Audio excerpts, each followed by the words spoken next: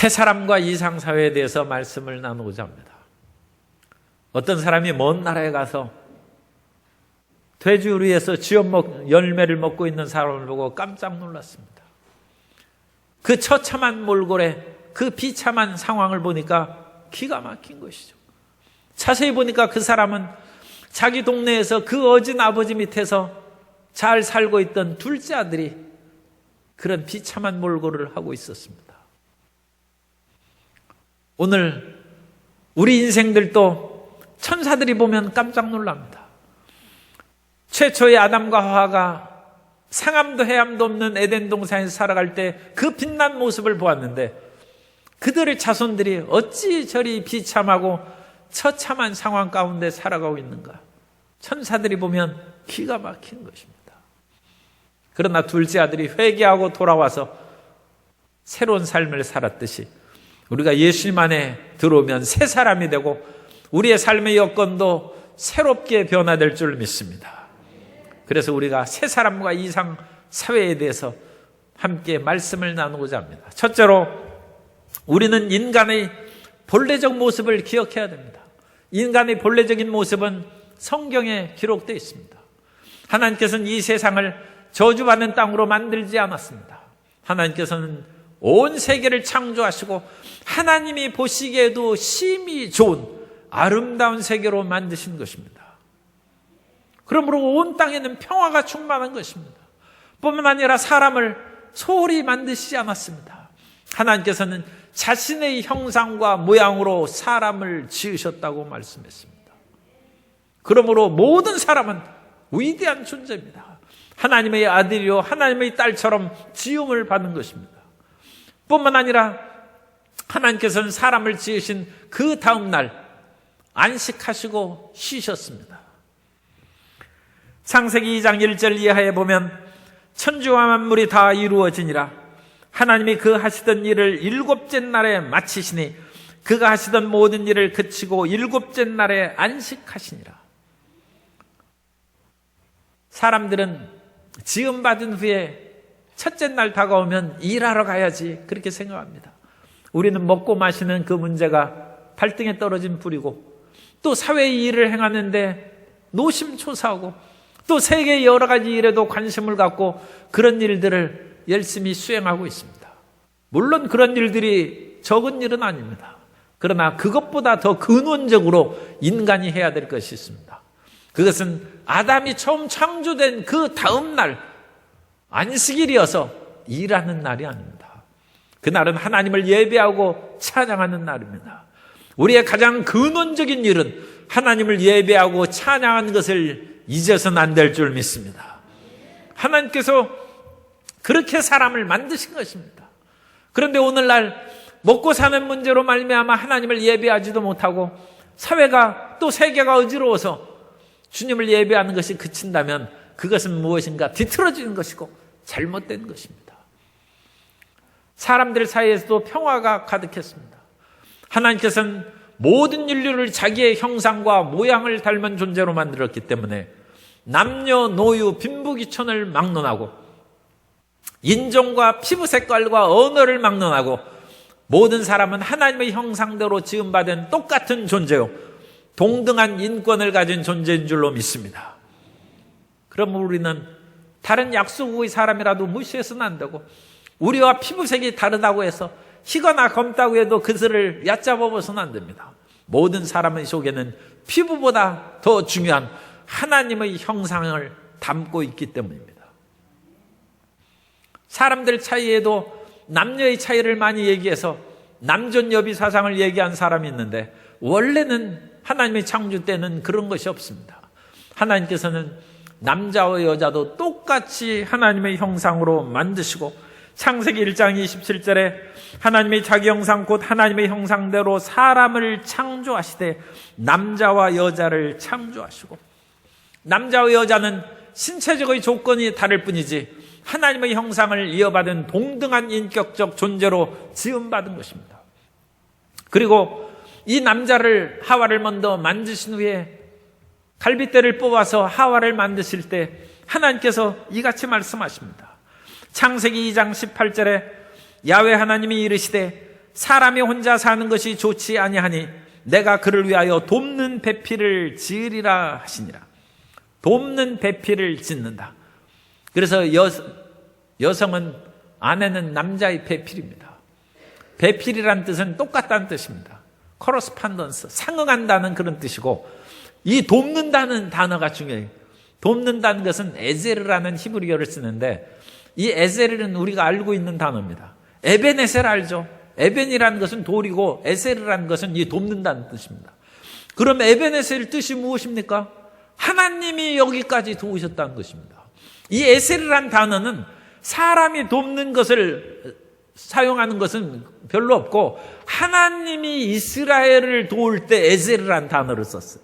그러면 하나님께서 돕는 배필을 지으셨을 때, 여성이, 아내가 남편을 도울 때 그 도움은 하나님의 능력으로 돕는다는 얘기예요. 하나님의 성령의 은사로 돕는다는 얘기입니다. 그러니까 여성은 물론 밥도 해주고 서빙도 하면 좋죠. 그런데 그것보다 더 좋은 도움입니다. 아내가 밥 해주는 것으로 모든 것을 끝난 것이 아니라 하나님의 음성을 들려주는 아내가 되시기를 바랍니다. 그게 진짜 돕는 것입니다. 하나님의 길로 남편을 인도하고 잘못된 세상의 쾌락과 뇌물을 좋아하는 것으로 빠져들지 아니하고 호색하지 않도록 아내가 붙잡아주는 것, 그게 진짜 돕는 것입니다. 그 돕는 배필, 하나님이 이스라엘을 돕는 에젤이라는 단어로 하나님께서는 여자를 만드신 것입니다. 그러니까 그와 같은 아내를 만나고 아담이 얼마나 사실은 행복했겠습니까? 더군다나 모든 피조물은 하나님께서 지으신 좋으신 색이었습니다. 하늘도 맑고 그야말로 하늘이 희부옇게 된다거나 황사현상으로 온 땅에 어둠이 뒤덮는 그런 것도 없고, 물은 맑고 산천은 푸르고, 더군다나 짐승들과도 서로 화목하고 좋은 관계로 지었습니다. 우리가 애완견들의 이름을 지어주듯이 아담이 짐승들의 이름을 지어줬다고 성경에 말씀합니다. 창세기 2장 20절에 아담이 모든 가축과 공중의 새와 들의 모든 짐승에게 이름을 주니라. 그러므로 짐승과 관계가 좋다는 것이죠. 그때는 정말 하나님의 창조된 아름다운 세계의 모습을 보여주는 것입니다. 이전에 청주에서 우리 교단에 목사님이 계셨는데, 그분이 예전에 산을 넘어가면서 복음을 증거하고 그랬는데, 산을 넘어갈 때 겨울이어서 너무 춥고 힘들어서 쓰러졌어요. 하나님 살려주십시오 하면서 기도하면서 누워있는데, 비몽사몽간에 자기가 따뜻한 아랫목에 누운 것처럼 따뜻해지는 거예요. 그래가지고 이게 무슨 일인가 해서 눈을 떠보니까 호랑이가 자기를 착 해가지고 품어주고 있었다. 어쨌든 호랑인지 사형인지 모르지만 그 짐승이 와가지고 자기를 품어주고, 그래가지고 살았다는 것입니다. 예수님을 믿으니까 평화의 세계가 새로 전개되어서 화목의 역사가 일어나게 된 줄로 믿습니다. 그것이 창조의 아름다운 세계입니다. 그런데 두 번째로, 이 창조의 아름다운 세계가 인간이 타락한 후에 비참해지고, 이 비참해진 그 모든 세계를 예수님이 구원하신 것입니다. 하나님은 사람에게 한 가지 지켜야 될 규정을 주셨어요. 그 지켜야 될 규정은 선악을 알게 하는 나무 열매를 따먹지 말라는 것입니다. 성도 여러분, 할아버지가 아무리 손자를 사랑해도 손자가 할아버지하고 맘먹으면 안 되죠. 옛말에도 할아버지 수염을 손자가 이렇게 몇 개 뽑으면 손자를 팽개친다는 말이 있어요. 사실 손자 손녀를 할아버지들이 얼마나 좋아하는지 그야말로 말할 수 없어요. 그래도 할아버지는 할아버지답게, 손자는 손자답게 행동을 해야죠. 하나님은 하나님이십니다. 우리 인간은 선악을 알게 하는 나무 열매를 따먹으면 안 되는 것입니다. 인간은 인간 자신의 위치를 알아야 되는 것입니다. 그런데 아담과 하와가 선악을 알게 하는 나무 열매를 먹음으로써 하나님의 관계가 끊어졌어요. 그래서 하나님이 오시면 이제 기꺼이 뛰어가지 않습니다. 아담과 하와가 범죄한 후에 하나님께서 나타나신 소리가 듣자 창세기 3장 7절 이하에 보면 이에 그들의 눈이 밝아져 자기들이 벗은 줄을 알고 무화과 나무 잎을 엮어 치마로 삼았더라. 그들이 그날 바람이 불 때 동산에 거니시는 야훼 하나님의 소리를 듣고 아담과 그의 아내가 야훼 하나님의 낯을 피하여 동산나무 사이에 숨은지라. 사람이 어려울 때는 부모님을 찾거나 고향에 갑니다. 왜 고향에 가고 부모님을 찾습니까? 자기가 태어난 곳이니까. 자기 삶의 근본이죠. 시작이죠. 그러니까 힘들고 어려워도 그곳에 가서 위로를 받으러 가는 것입니다. 성도 여러분, 힘들고 어려울 때 하나님 찾아갑니까? 하나님이 우리를 낳으셨는데 하나님을 찾아가야 그게 정상이죠. 그런데 하나님 찾아가면 힘들고 무섭고 두려워요. 기도하는 것도 힘들고 성경에 읽는 것도 어려워. 그 비정상입니다. 그러니까 적지 않은 사람들이 지금 하나님과의 관계가 올바르지 못하다는 것입니다. 아담은 하나님이 직접 만드셨는데도 불구하고 하나님이 동산에 임하시는 소리를 듣자 나무에 숨었어요. 비참해진 인생의 모습이죠. 그리고 하나님이 왜 숨느냐 물으시자 내가 벌거벗었으므로 두려워서. 인간에게 두려움이 다가오는 거죠. 그래서 하나님을 경외함은 있어야 되지만 원래 인간에게는 두려운 마음을 주지 않았습니다. 하나님께서는 우리에게 두려워하는 영이 아니라 하나님 아버지를 아바 아버지라고 부르시는 아들의 영을 우리에게 불어 넣어주신 줄 믿습니다. 그건 회복의 역사죠.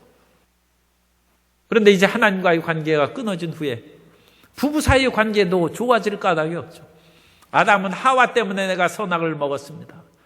여자는 얘기합니다. 하나님이 지으신 뱀의 유혹을 받고 내가 범죄했습니다. 인간과의 관계도 끊어지고 짐승과의 관계도 끊어지고 모든 관계가 나빠지기 시작한 것입니다. 더욱이 땅이 아담과 하와의 범죄로 말미암아 저주를 받았다고 말씀합니다. 창세기 3장 17절에 보면 아담에게 이르시되 내가 내 아내의 말을 듣고 내가 내게 먹지 말라 한 나무 열매를 먹었은즉 땅은 너로 말미암아 저주를 받고 너는 내 평생에 수고하여야 그 소산을 먹으리라. 코로나 바이러스를 하나님이 만드셨습니까? 어떻게 생각하십니까, 성도 여러분? 모든 것은 하나님이 지으신 것입니다. 그런데 하나님은 악을 만드시지는 않습니다. 그럼 이 세상에 악한 것들이 어떻게 생깁니까? 짐승들이 사람을 왜 해야 합니까? 옛날에는 그 짐승들이 정상이었는데 인간이 범죄하고 땅이 저주를 받음에 그 저주받은 땅에 사는 짐승들이 이제 올바르지 못한 것이죠. 그래서 농작물을 해치고 사람을 해치는 것입니다. 세상에 세균도 필요한 것이죠. 우리 장에 유익균이 있어야 속이 편하는 것입니다. 그런데 그 유익균은 없고 그 유익균이 뒤틀어진 유해균이 있으면 사람이 배탈이 나는 거예요. 코로나 바이러스는 하나님이 사실 비닐이나 그런 것도 다 삭혀서 없앨 수 있도록 사실은 그런 것도 필요합니다. 그런데 그런 것들이 변질이 되는 거예요. 변질이 되면 사람을 해롭게 하고 죽이고 이상한 것이 되어버리고 마는 것입니다.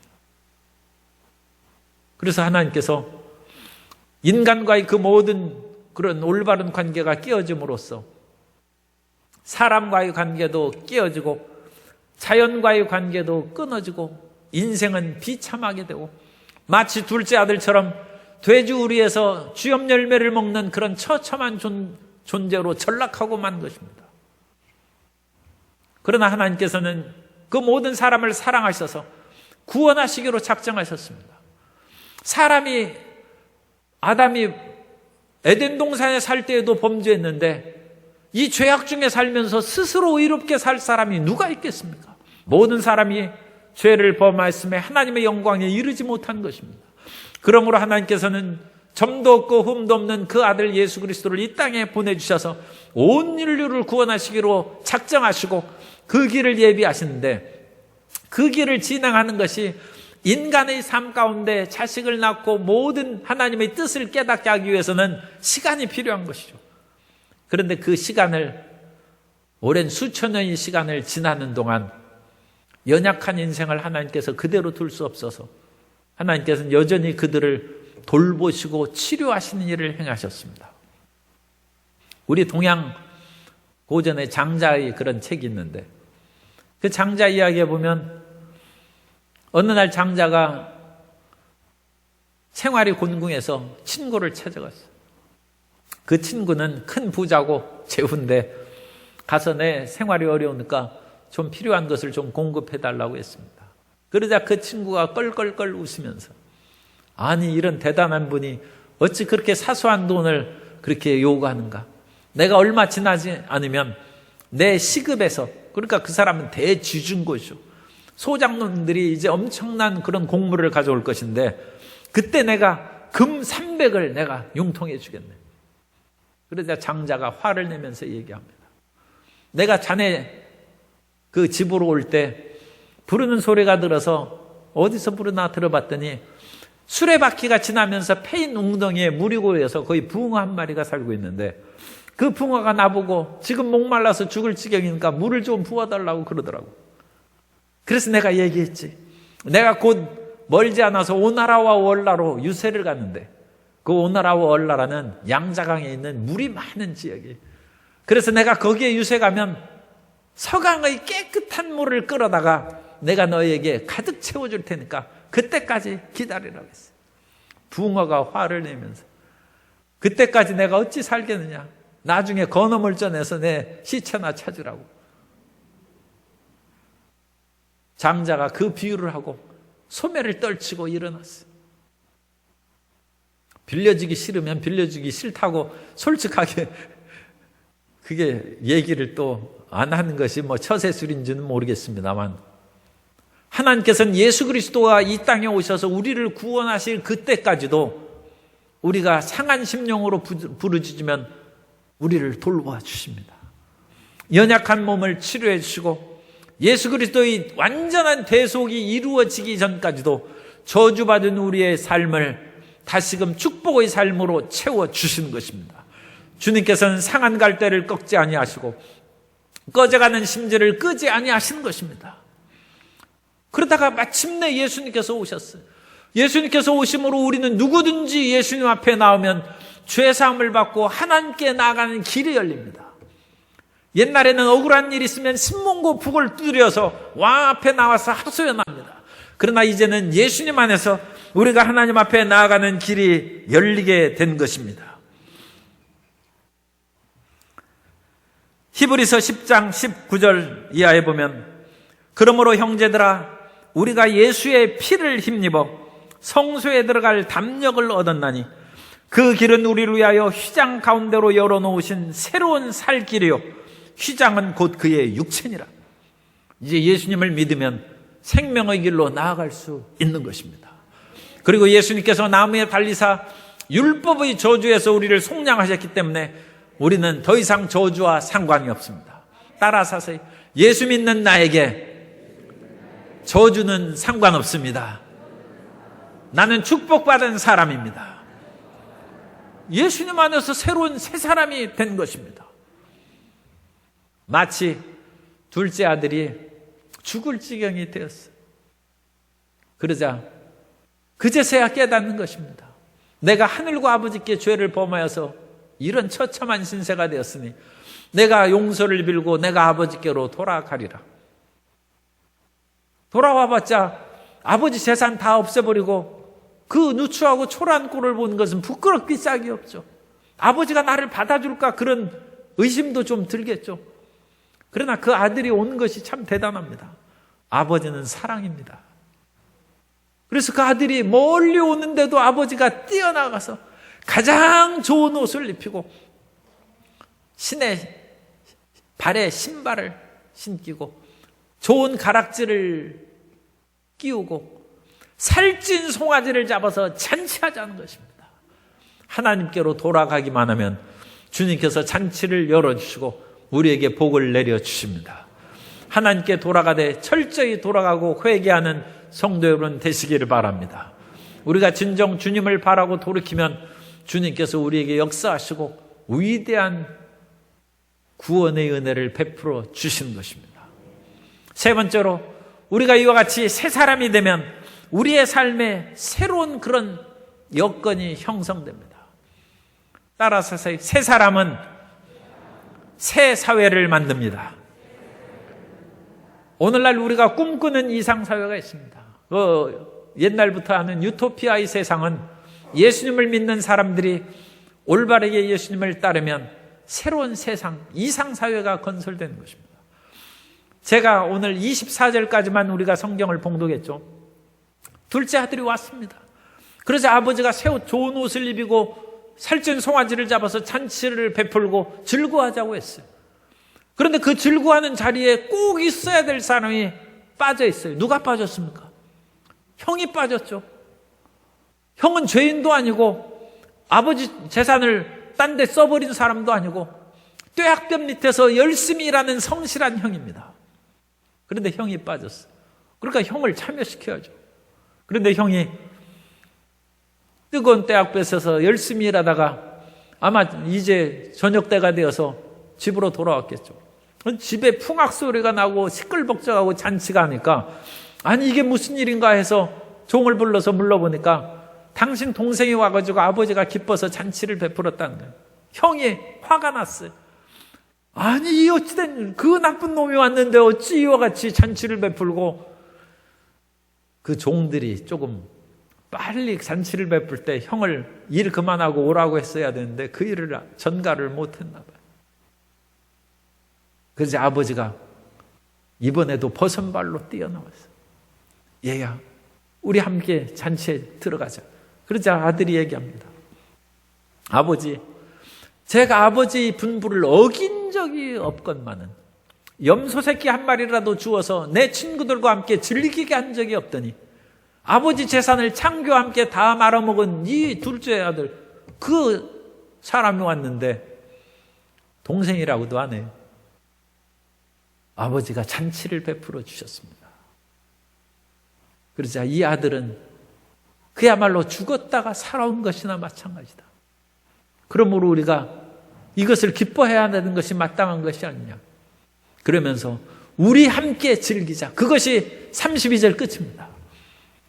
나와 내 동생만 잔치에 즐기는 것이 아니라 너도 함께해서 우리가 함께 즐거워하자. 그리고 이 다음의 본문을 우리가 읽을 수 있어야 됩니다. 그 다음의 본문은 동생이 뛰어나와서 형님한테 꿇어 엎드리는 것입니다. 저는 동생이 형 앞에 꿇어 엎드려서 내가 형의 마음을 아프게 하고 잘못한 것을 용서해달라고 빌었을 것이라고 믿고 있습니다. 그럼 그 근거가 무엇이냐? 그 근거가 야곱이 에서에게 빈 사건입니다. 야곱은 평소에 교활해서 형을 속이고 아버지를 속이고 장자의 축복을 가로챘습니다. 형이 분노하자, 형의 분노가, 사람은 분노해도 몇 분 지나면 식죠. 그러니까 최소한 5분 우리는 기다려야 돼요. 그런데 사무친 원한은 20년 지나도 안 풀려요. 그래서 야곱이 20년 만에 고향으로 돌아오는데 형 에서가 400명의 군대를 들이고 자기를 맞닥뜨려 온다는 것입니다. 이게 꼼짝없이 죽었구나.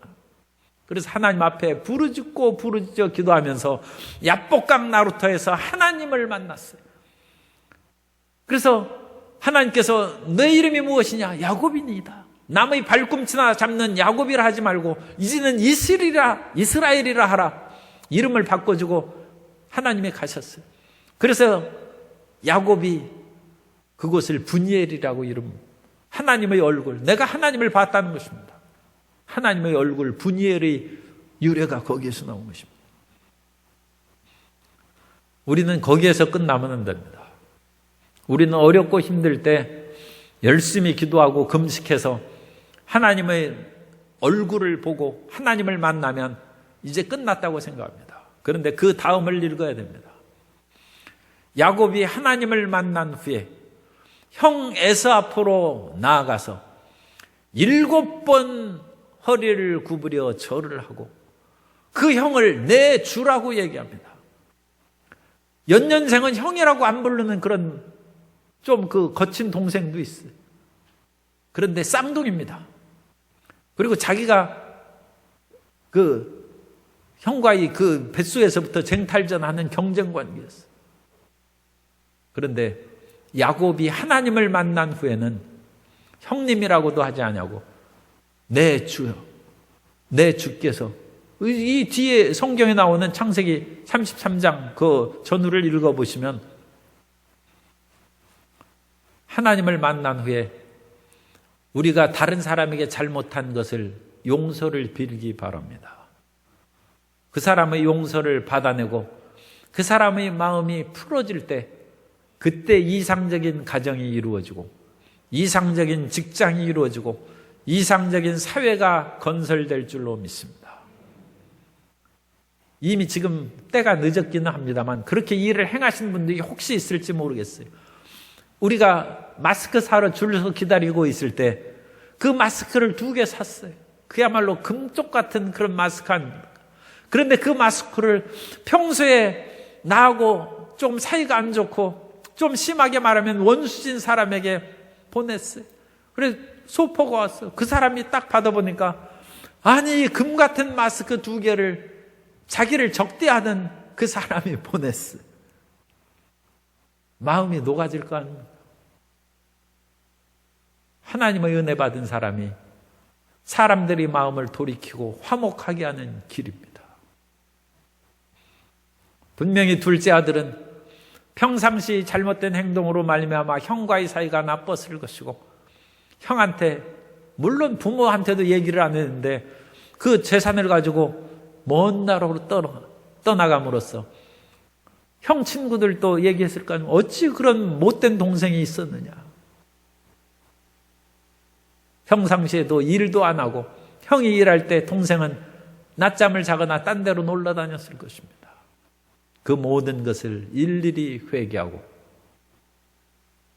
형의 마음이 풀어지게 함으로써 함께 집으로 들어가서 잔치를 즐기는 것이 이상사회입니다. 오늘 우리가 예수님을 믿었으면 우리가 우리에게 죄 지은 자를 용서해 줄 뿐만 아니라 우리가 잘못해서 다른 사람이 상처받는 것을 가서 용서를 빌고 치료해 주어야 됩니다. 그렇게 해야 예수님 믿는 사람이 칭찬을 받는 것이고 그렇게 할 때 교회가 세상의 빛과 소금의 역할을 감당하는 것입니다.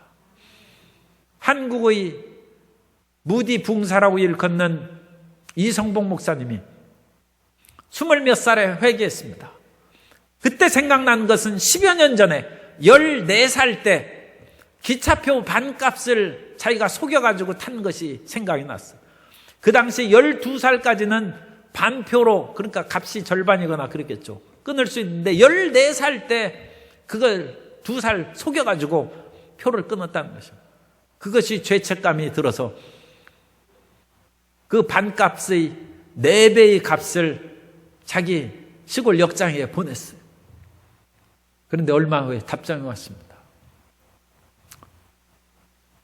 총독부 그 철도청장에서 왔다고 그래요. 아마 그게 상부로 보고가 되는 것 같아요. 10여 년 전의 일을 이와 같이 보내줘서 고맙다. 그런데 우리는 이미 그 시효가 지나고 그것을 돌려받을 그런 하등의 계정도 없고, 그런데 당신 예수님 믿고 그런 일을 행했다고 하는데 참 당신 종교는 놀랍다, 위대하다, 어찌 그렇게 변할 수 있느냐.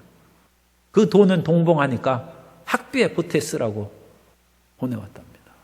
그것이 진정한 회개고, 그렇게 할 때 우리로 말미암아 다른 사람이 하나님의 영광을 볼 것이고 예수님 믿게 될 것이고 이상사회가 건설될 줄로 믿습니다.